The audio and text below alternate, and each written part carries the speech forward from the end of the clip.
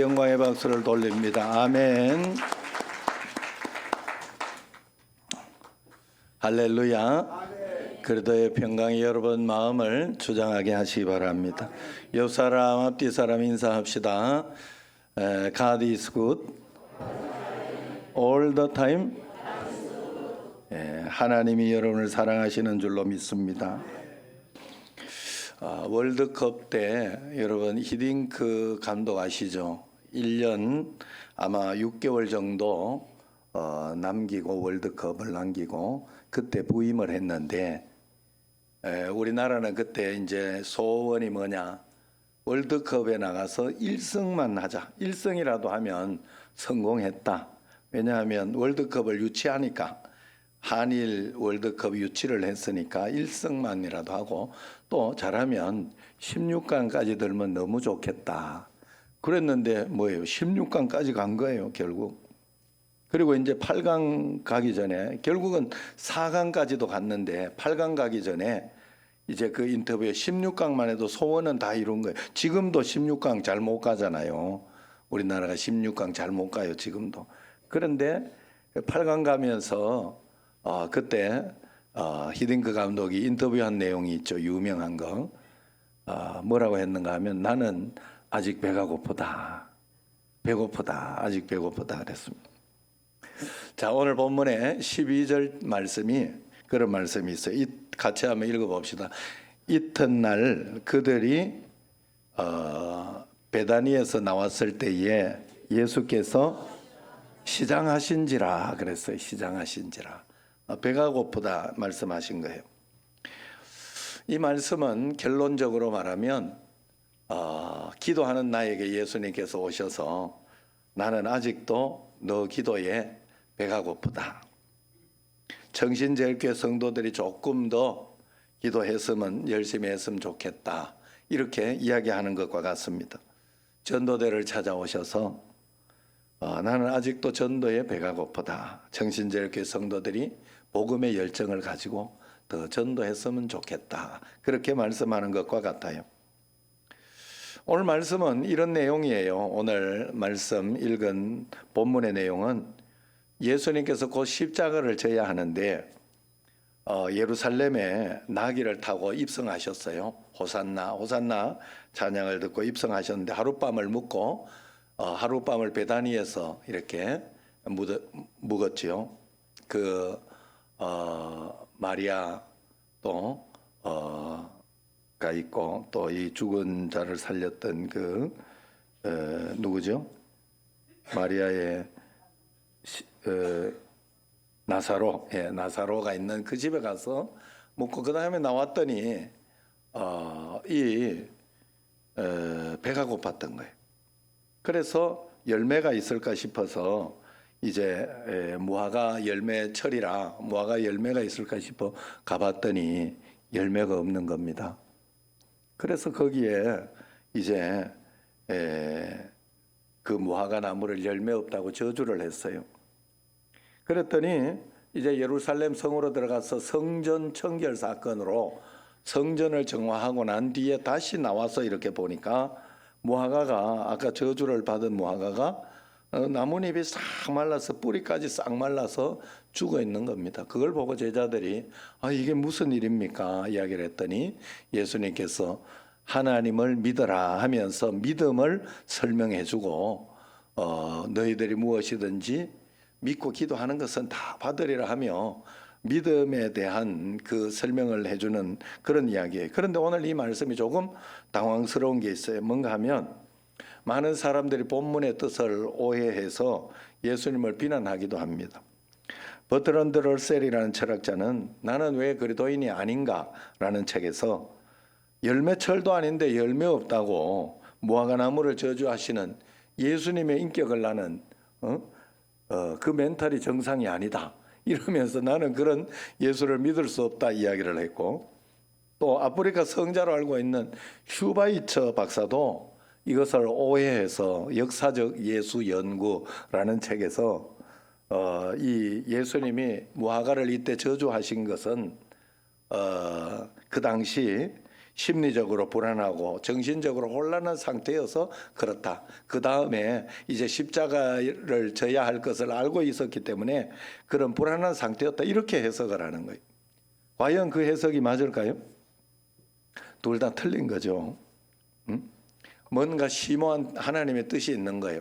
그러므로 우리는 본문이 어렵거나 그럴 때에는 틀리다 생각을 하지 마시고 여러분들 하나님이 깊은 뜻을 알게 해 주옵소서 하고 기다리고 주님 앞에 말씀을 받으려고 하면 하나님이 어느 순간에 털커덕 우리에게 깨닫게 해주시고 알게 해주셔요. 그때까지 이렇게 기다릴 줄 알아요. 왜냐하면 우리는 다 모르기 때문에 그래요.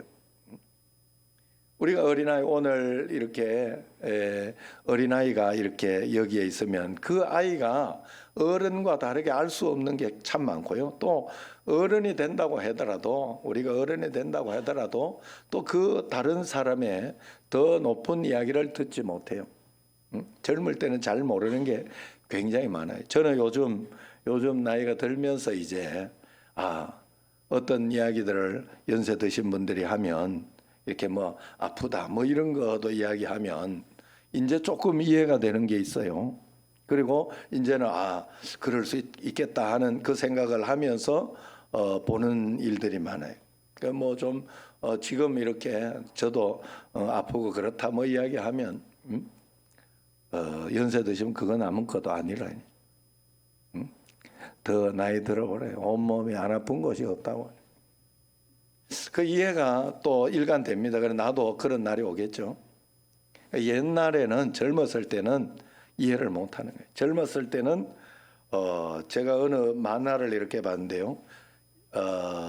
이렇게 20대 때 청년 때는 그 운동을 취미로 이렇게 하지만 50대가 되면 죽지 못해 살기 위해 한다는 운동을 살기 위해. 그 말도 일리가 있는 거예요. 건강하고 어떤 그런 것을 유지하기. 그래서 젊었을 때는 다 이해 못하는 것들, 내가 신앙이 어리고 이럴 때는 다 이해 못하는 거 하나님 나라가 하나님 뜻 가운데 있으면 이해되는 게 굉장히 많습니다. 자, 오늘 그러면 왜 이렇게 하셨을까? 이 말씀을 한번 살펴보면 복음서에서 이적들이 많지만 예수님은 자기 자신을 위한 이적을 쓰지 않았어요. 40일 금식 기도하고 난 뒤에 이제 나오셔서 이제 40일 금식 기도를 하고 난 뒤에 이제 마귀가 돌이 떡이 되게 해서 먹으라 이야기를 할 때 너무 배가 고프고 힘들었지만 예수님은 말씀으로 견뎌냈고 그것을 이겨냈어요. 그리고 또 십자가에 못 박혀 돌아가실 때도 주변 사람들이 조롱하면서 하나님의 아들이면 거기 뛰어내려서 아니면은 그 십자가를 없이 해서 지금 역사를 일으켜봐라 그렇게 조롱했습니다. 그럴 때도 예수님은 충분히 그렇게 할 수 있었지만 묵묵히 십자가를 지시고 그렇게 나아갔다 하는 거예요. 자기 자신을 위해서는 쓰지 않고 하나님의 뜻을 위하여 썼다는 거. 오늘 여기 무화과를 저주하는 것도 예수님이 배가 고파서 쓰신 그런 이야기가 아닌 거예요. 그런 이야기가 아니다 하는 거예요. 왜 그러면 예수님이 그렇게 이야기했나는 성경을 찾아보면 나옵니다. 거기에 보면 무화과 열매를 먼저 알아야 되는데 무화과는 이제 4월 달부터 10월 달까지 6개월간 이제 열매를 맺는다고 그래요. 그런데 그 첫 번째 작은 열매가 맺히는 게 있다고 합니다.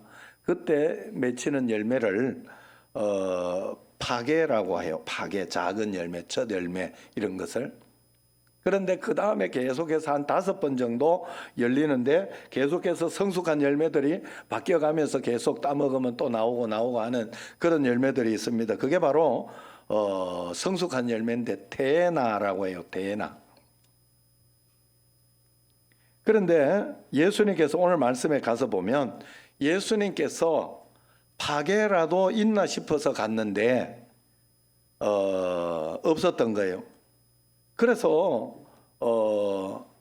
이렇게 그때 이제 성경에서 이야기하기를 열매가 있나 싶어 갔는데 아직 태나의 때가 아니라 성숙한 열매의 때가 아니다. 아직 본격적인 그때가 아니어서 아직 없었다 하는, 열매가 없었다, 그런 뜻입니다. 그래서 성경에서 이 두 단어를 구분해서 썼어요. 아직 무화과의 때가 아님이라. 이럴 때 무화과 열매를 태나로 쓴 거예요. 태나로. 처음에는 파게라고 해서 작은 열매라도 있는가 싶어서, 열매 무엇이라도 열매가 있는가, 이제 열매철이니까 있는가 싶어서 갔는데 가보니 열매가 없었더라. 그래서 성경에서는 아직 성숙한 그런 열매가 맺힐 때가 아니어서 없을 수도 있었다, 그렇게 이야기를 합니다. 그런데 예수님께서 무화과의 때도 아닌데 무화과를 저주했다고 아주 나쁜 분으로 그렇게 오해를 하고 있어요. 예수님이 그렇게 한 게 아니에요. 무화과 열매가 있어야 하는 때에 열매가 없는 것을 보고 책망하신 거예요. 예수님께서 태나의 열매를 원해서 간 것이 아니라 파게라도 작은 열매, 이제 열매를 맺는 그 송글송글한 그 열매라도 있기를 바라고 갔는데 없어서 저주한 거예요. 그러면 이것이 무슨 의미일까? 예수님께서 왜 무화과를 저주하셨을까? 이유는 우선 모든 무화과는 열매가 있어야 된다는 것을 의미하고 있는 것입니다. 그러니 우리가 여기에서 이야기하는 것은, 그리고 난 뒤에 이제 15절에 19절을 보면 성전 청결 사건으로 성전에 들어가서 이제 물건을 팔거나 이렇게 하는 것을 물리치면서 이 내 교회는 기도하는 집이다, 이런 것을 팔지 마라라고 이야기를 하며 그리고 곧바로 또 나와가지고 무화과 이야기로 돌아갑니다. 무화과 이야기를 해놓고 중간에 성전 청결 사건을 끼워놓고 그 다음에 다시 무화과 이야기가 나와요. 이걸 가지고 마가의 샌드위치 기법이라고 해요. 성경학자들은. 이 마가의 샌드위치 기법은 한 사건과 한 사건 사이에 다른 사건을 샌드위치처럼 끼워 넣어가지고 성경 전체를 쉽게 이해할 수 있도록 그렇게 했다는 겁니다. 무화과 나무가 저주를 받고 말라버린 이 사건과 성전 청결 사건은 다른 사건 같지만 같은 의미가 있다는 걸 마가복음에서 이야기해 주는 거예요.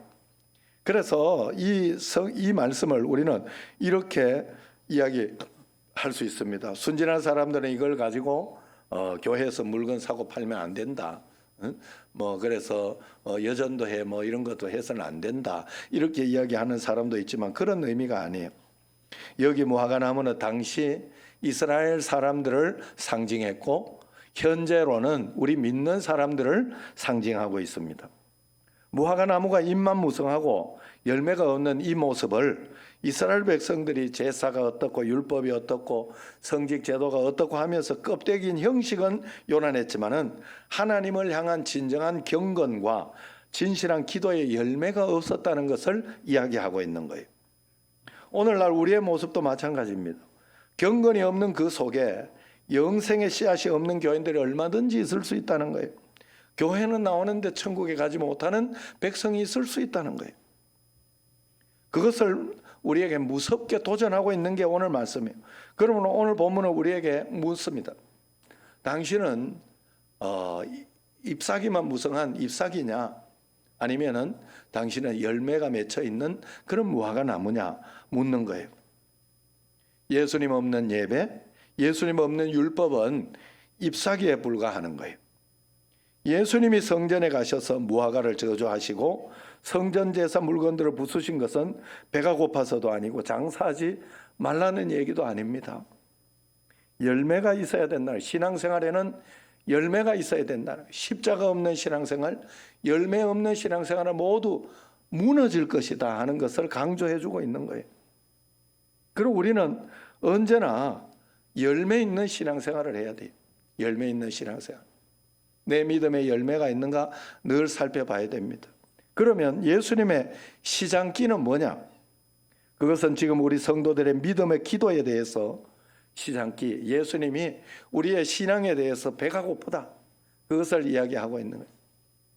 여러분, 우리가 너무 신앙생활을 이렇게 주일 예배도 드리고 새벽 기도도 하고 그리고 또 오후 예배도 드리고 또 내일부터 3일 저녁 11조 기도회도 하고 하면 너무 예배를 많이 드린다 이렇게 생각할 수 있어요. 그렇지 않습니다, 여러분. 그렇게 예배를 드리지만 내가 할 거 다 해요. 여러분 다 하며 살고 있어요, 사실은. 장로님이나 이런 분들이 다 그 예배의 중심을 가지고 살아가지만은 중간에 내가 낮에 해야 할 일이라든가 아니면 특별히 다른 어떤 특별한 것이 있으면 그런 일들을 다 하면서 신앙생활을 하는 거예요. 우리가 하나님 앞에서 예수님의 시장기는 우리의 믿음의 부족함, 우리 하나님 앞에 더 드려야 하는 예배자로서의 삶을 이야기하는 거예요. 그래서 22절에 보면 예수님께서 그들에게 대답하여 이르시되 하나님을 믿으라 그럽니다. 하나님을 믿으라. 그렇게 말씀하신 다음에 23절 같이 한번 읽어보겠습니다. 내가 진실로 너희에게 이르노니 누구든지 이 산더러 들려 바다에 던져지라 하며 그 말하는 것이 이루어질 줄 믿고 마음에 의심하지 아니하면 그대로 되리라 그럽니다. 그리고 24절은 더 구체적이에요. 같이 그러므로 내가 너희에게 말하노니 무엇이든지 기도하고 구하는 것은 받은 줄로 믿으라. 그래야면 너희에게 그대로 되리라. 할렐루야. 여러분 그런데 그대로 되리라 하는 것이 어디에서 들은 말씀이죠? 그건 바로 하나님께서 천지 우주 만물을 창조하시고 1장에서 계속해서 하나님이 말씀하시니 그대로 되니라, 빛이 있으라 하시니 그대로 되니라, 뭐 이런 말씀들이 계속 반복되었지요. 우리가 기도하면 그 천지 창조의 역사가 일어날 것이다 하는 것을 우리에게 말씀하고 있는 거예요. 자, 그렇다면 우리가 여기서 오해하면 안 되는 게 하나 있어요. 그건 뭔가 하면 내가 하나님이 아니기 때문에 내가 이야기한 대로 내가 원하는 대로 그대로 다 될 거라고는 생각을 하면 안 돼요. 어떤 대로 되느냐? 하나님이 내 삶에 가장 적당하고 복되고 좋은 것이 그대로 된다. 그걸 믿어야 되는 거예요. 맞죠? 이 믿음이 우리에게 꼭 있어야 돼요. 이 믿음이. 여러분 제가 한 100번 이야기하는 것 같아요. 구미시민교회. 나는 구미시민교회를 떠나지 않게 해달라고 그렇게 기도했어요. 정말 열심히 기도했어요. 죽어라 하고 기도 밤낮으로.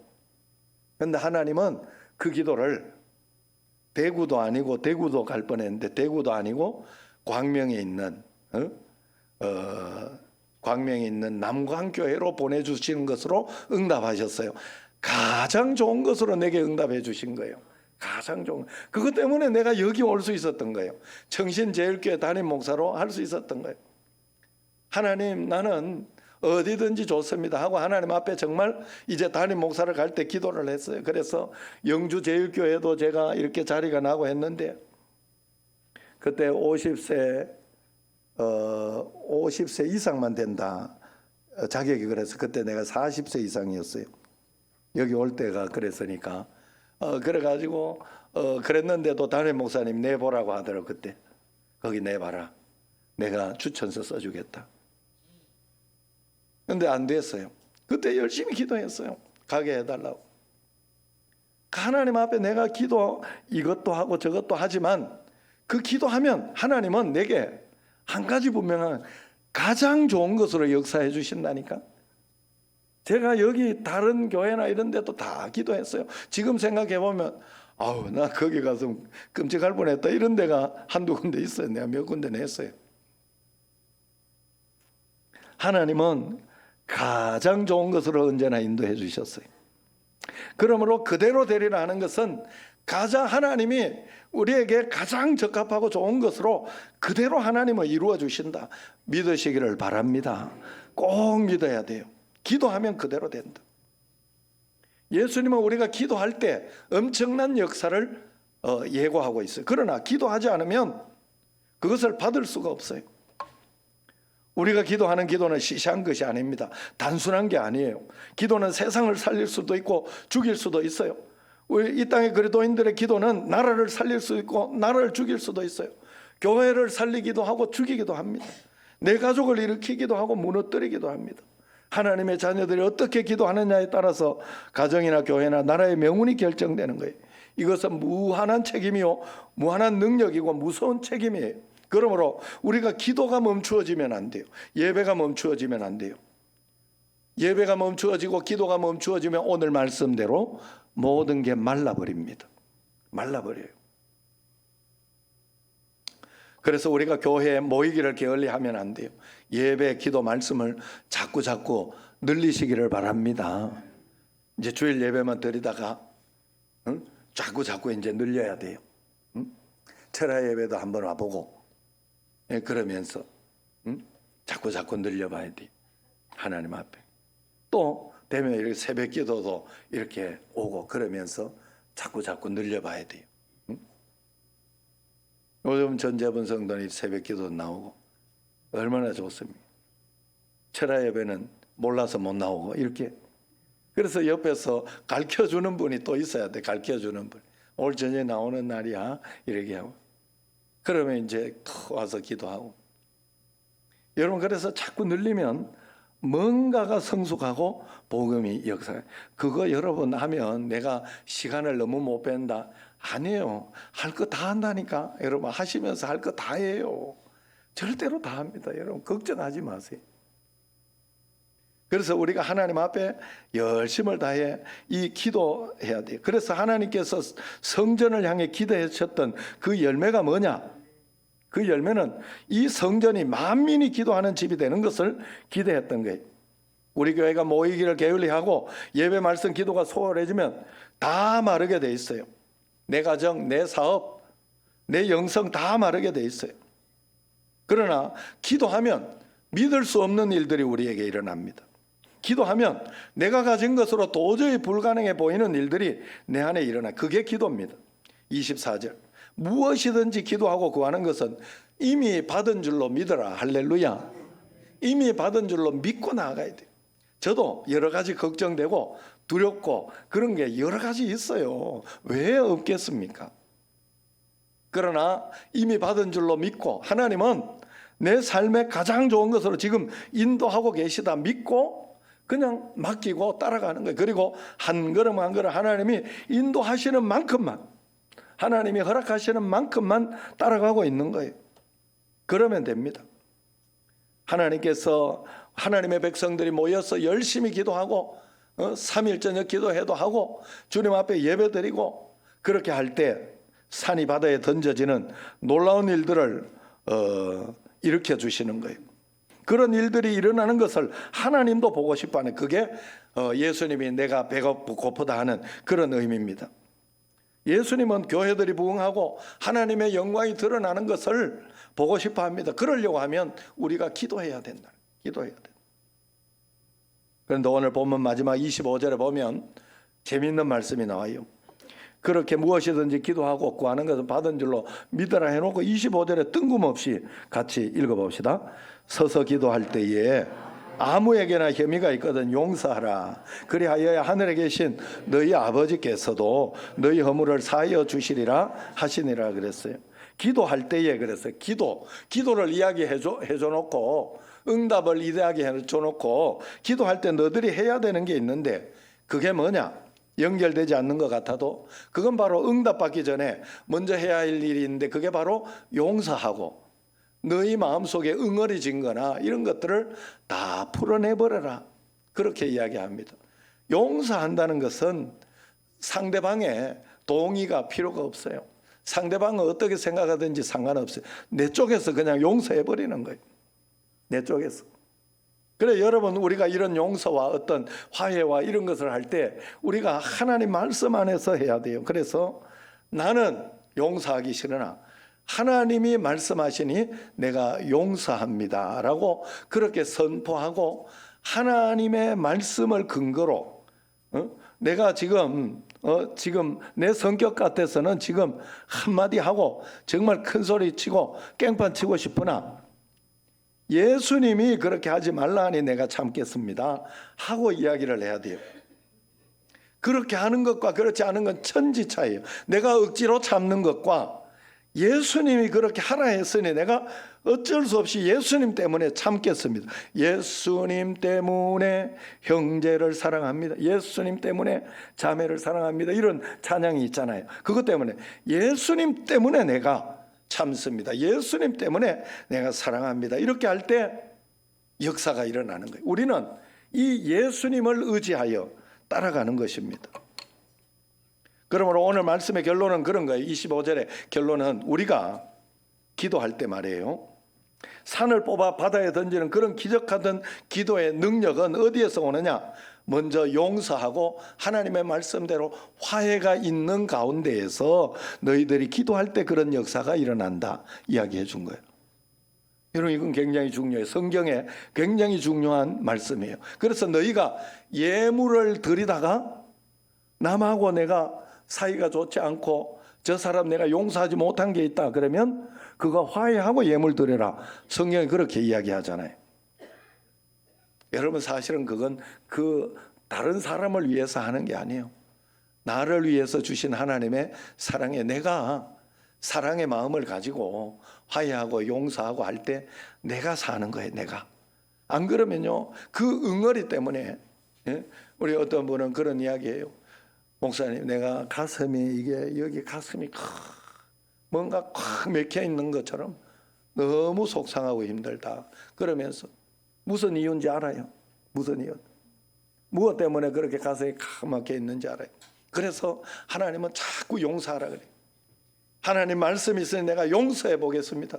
하나님 말씀이 있으니 내가 참아 보겠습니다. 예수님 때문에 내가 참아 보겠습니다. 용서해 보겠습니다 하고 자꾸 고백하고 할 때 그게 싹 없어지는 거예요. 그리고 하나님이 우리에게 강력하게 응답해 줄 수 있도록 그렇게 해주는. 그래서 오늘 본문이 말하는 기도에 대한 이 정의는 이래요. 능력 있는 기도의 반대말은 미움을 품고 기도하는 것이다. 능력 있는 기도의 반대말은 용서하지 않고 기도하는 것이다. 능력 있는 기도의 반대말은 상처와 갈등을 품고 기도하는 것이다. 이런 뜻이. 여러분 주변에, 우리 주변에 무화과나무 저주 같은 사건이 없습니까? 그런 모습이 내 가정에는 없습니까? 내 삶의 환경에 잎사귀가 마르고 있지는 않습니까? 오늘 여기 한 사람 한 사람은 모두 다 동구 밖에 있던 그 한 그루 무화과 나무입니다. 신약하신 예수님께서 여러분을 향하여 이 시간 조용히 말씀하고 있어요. 내가 배가 고프다. 내가 시장하다. 너는 열매 좀 줄 수 없겠냐? 예수 믿은 믿음의 열매 줄 수 없겠느냐? 사랑의 열매 줄 수 없겠냐? 전도의 열매 줄 수 없겠느냐? 여러분, 열매를 내가 맺을 수 없어도 최선을 다하여 말씀대로 살려고 하는 것은 그게 열매입니다. 그게 열매입니다. 예수님을 믿었다면 우리는 열매가 있어야 된다. 성경은 오늘 이야기하고 있는 거예요. 어떤 열매라도 하나님 앞에 성령의 9가지 열매 중에 어떤 열매라도 있어야 돼. 인내의 열매, 사랑의 열매, 오래 참음의 열매, 좋은 것만 있는 게 아니라 기쁨의 열매, 이런 것만 있는 게 아니에요. 오래 참음의 열매도 있어요.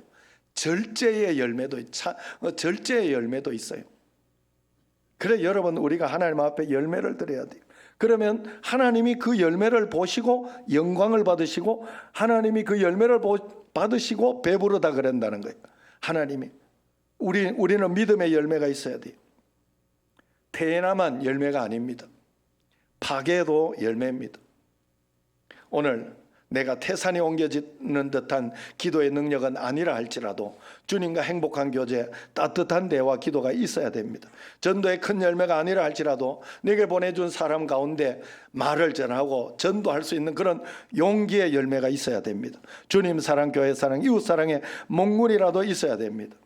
이 시간 주님께 한국교회로 보고 말씀합니다. 내가 배가 고프다. 누가 나를 위하여 열매를 맺을꼬. 오늘 대림절 첫 번째 주일이에요. 우리가 시장하신 주님을 위해 무엇을 대접해 드릴 수 있을까요? 우리의 신앙의 열매로 주님을 대접해야 할 줄로 믿습니다. 오늘 이제 마지막으로 영상을 하나 보도록 하겠습니다. 이 영상에는 김태훈 선교사님의 그 영상 내용, 성탄을 준비하는 우리의 모습, 성탄을 맞이하는 우리의 모습이 어떻게 해야 될까, 그것을 이야기해 주고 있는데 그 영상을 보고 마지막 설교를 마무리하겠습니다.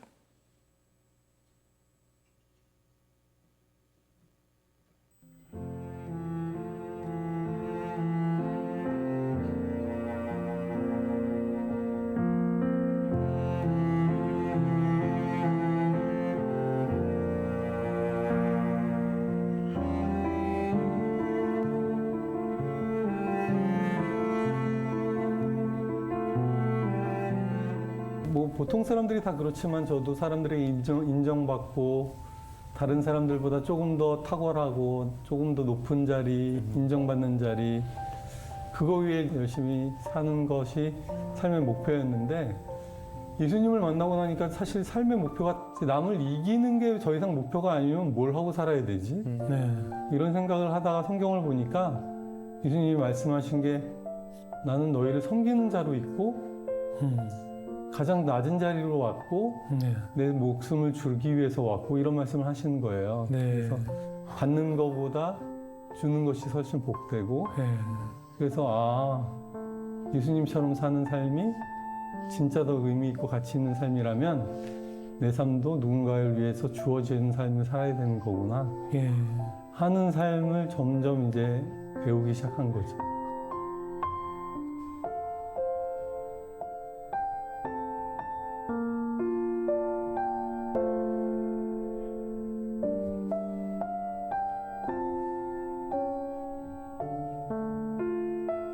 발이 아파서 아내한테 한국에 일주일 정도 가서 치료를 좀 받고 오겠다고 한국에 나왔는데 검사를 했더니 이제 파킨슨병이라는 진단을 받게 됐어요. 몸이 이제 뻣뻣해지고 자세가 불안정해지고 심하면 이제 뭐 말하는 것도 좀 힘들어지고 이제 제가 원래 간이식이랑 소아외과 이게 좀 미세한 수술들이거든요. 조금 정교한 수술들인데 이제 저한테는 뭐 더 이상 외과 의사로 수술하기가 어려워지는 선고 같은 거여서 많이 좀 충격적이었죠. 근데 이제 나중에 어떤 목사님이 그러시더라고요. 선교사님에게서 메스를 가져가시고 복음을 지어주신 것 같다라는 얘기를 해주셨어요. 주일날 예배 드리고 있었어요. 근데 갑자기 든 생각이 저는 하나님이 원하시는 기뻐 받으시는 하나님이 쓰시는 그릇이 되고 싶었습니다. 근데 쓸모없는 깨진 그릇처럼 느껴져요. 지금은 저는 하나님 생수를 나르거나 하나님이 원하시는 무언가를 담을 수 있는 그릇이었으면 좋겠다고 생각했는데 아무 소용없는 깨진 그릇 같아요. 그러고 이제 울고 있는데 하나님이 말씀을 주시기를 너가 깨어졌기 때문에 내가 너를 택했단다 그러셨어요. 그래서 더 많이 울었죠. 근데 울면서 또 제가 기도하기를 하나님 택해 주신 거 감사하지만 여전히 깨진 그릇은 소용이 없잖아요. 하나님. 그래도 저는 소용없는 그릇인 거 아닌가요? 그랬더니 예수님 너의 깨어짐 때문에 내가 십자가에 달렸어.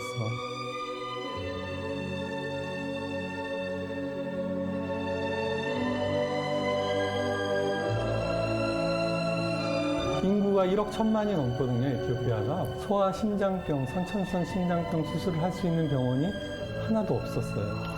감사하게 저희가 이제 5년간 프로젝트 하면서 저희가 뭐 한 명 한 명 수술을 많이 하는 것보다도 한국의 의료진들 모셔가지고 수술을 할 수 있는 팀을 만드는 일만 했거든요. 5년째는 현지인들이 처음부터 끝까지 다 하고 지금 현지인 팀이 수술을 할 수 있게 됐습니다.